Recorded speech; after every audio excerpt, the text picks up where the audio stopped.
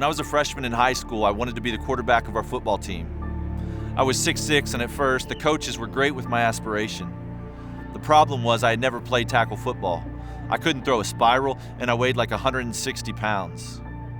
The heat of South Texas two-a-days were the worst thing I had experienced in my life, and some idiot lineman kept diving for my knees every play. In practice, I was slowly and painfully picking myself up off the ground more times than I even touched the ball. It was an embarrassment of failure on a daily basis.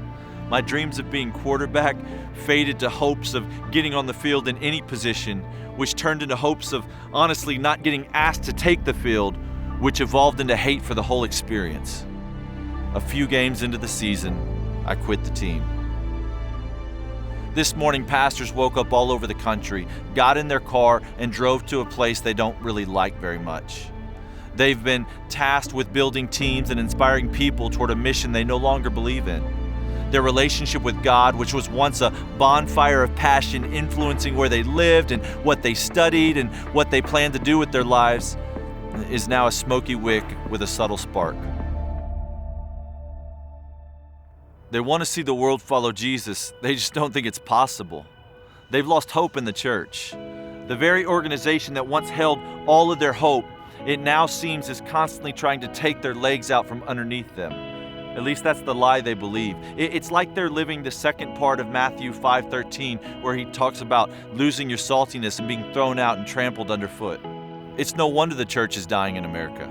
Pastors are dying. The organization Christ calls to preserve America is dying. The enemy is smart. If he takes out a Christian, he has a victory of one. If he takes out a church leader, he has taken out many Christians with one blow. Churches are not effective because their leaders have lost inspiration. If you can challenge a person, you've inspired one. But if you can challenge a church leader, you've inspired a congregation of people.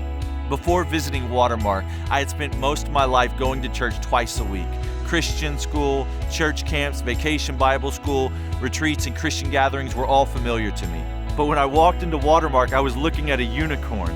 I was seeing something with my own eyes that I didn't think existed. I was seeing heroic faith, inspiring teaching. It was members living out their faith, using their gifts and talents that God had entrusted to them in the body, making disciples. It was the body of Christ living biblically on mission together. Now I've been on staff nearly 10 years and I meet with other church leaders regularly. And they want what I described, they just don't think it's possible. They really want tips and tricks about how to make their ministries bigger or how to be more effective in ministry, but what they need is to come and experience it for themselves. They need to be reawakened. My senior year in high school, we went to the state championship in football, and I watched from the stadium seats wishing I was in the game.